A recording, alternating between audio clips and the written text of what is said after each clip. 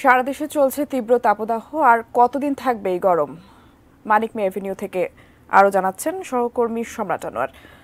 সম্রাট, তীব্র তাপদাহ চলছে, এই অবস্থায় আসলে আবহাওয়া অধিদপ্তর কি বলছে? আর 2 মে থেকে একটা বৃষ্টির সম্ভাবনা বেশ কিছু এলাকায় রয়েছে, এরকম একটা কথাও তারা বলছে। আবার মে মাসে তাপপ্রবাহ আবারও হতে পারে, এরকম কথাও তারা বলছে। আপনি কি জানতে পেরেছেন?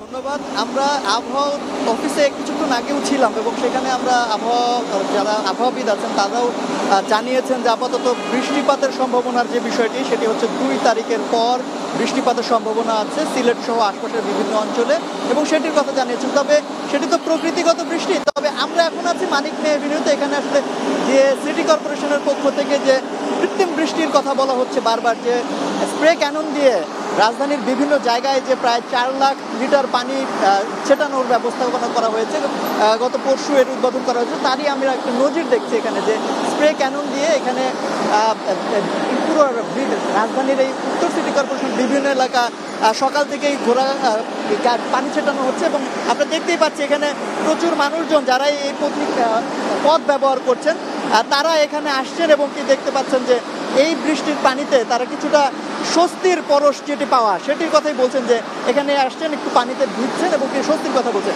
আমরা একটু কথা বলতে চাই এখানে, যে সিটি কর্পোরেশনের পক্ষ থেকে যিনি এই গাড়িটি চালাচ্ছেন এবং তারা কোন কোন এলাকায় এখন পর্যন্ত পানি ছেটানোর কাজ করেছেন, একটু তাদের কাছ থেকে শুনি।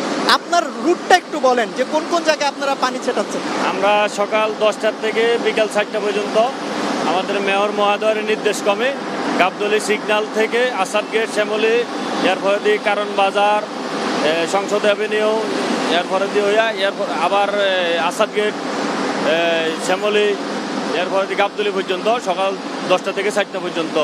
মানে অসংখ্য ধন্যবাদ, অসংখ্য ধন্যবাদ। আমরা একটু দেখতেই পাচ্ছি এখানে প্রচুর সংখ্যক মানুষ এখানে আছেন। আমরা একটা কথা বলি, এখানে একজন যাত্রী এখানে সিএনজিতে এসছেন, একটু তার সঙ্গে কথা বলি। ভাই, এখানে কেন দাঁড়ালেন? ভাই, এই আজকে যে হাওয়া দিচ্ছে, বৃষ্টি হাওয়া, অত্যন্ত সুখকর, সমৃদ্ধকর, খুব ভালো লাগলো আর কি। প্রচন্ড গরম নাকি? প্রচন্ড গরম। আমি দিনাজপুর থেকে এসেছি, এখানে যা গরম, অকল্পনীয় গরম, এখানে থাকা যাচ্ছে না। এই উদ্যোগ, এই সিটি কর্পোরেশনের উদ্যোগকে আমি সাধুবাদ জানাই। এইভাবে আরো জন্য দেয়, সকল নাগরিক যেন অল্প করে পায়, তাহলে ভালো। অসংখ্য ধন্যবাদ, অসংখ্য ধন্যবাদ। আসলে যেটি বলছিলেন যে প্রচুর পরিমাণে গরম এখানে, একদম এই তাপমাত্রা ক্রমেই যেন বাড়ছে। সেই বাড়তি তাপের থেকে বাঁচার জন্যই মানুষ যেখানে সুযোগ পাচ্ছেন একটু শরীরটাকে একটু ভিজিয়ে নেওয়ার চেষ্টা করছেন, এবং একইভাবে তারা বলছেন যে তারা যারা বের হচ্ছে তারা চেষ্টা করছেন অন্তত সাথে পানি নিয়ে বের হওয়ার জন্য, বেশি পরিমাণে পানি খাওয়ার কথা তারাও যেমন বলছে, ঠিক একইভাবে অন্যান্য যারা বের হচ্ছেন তাদেরকে অন্তত সতর্ক থাকারও পরামর্শ দিচ্ছেন। ফিরছি স্টুডিওতে।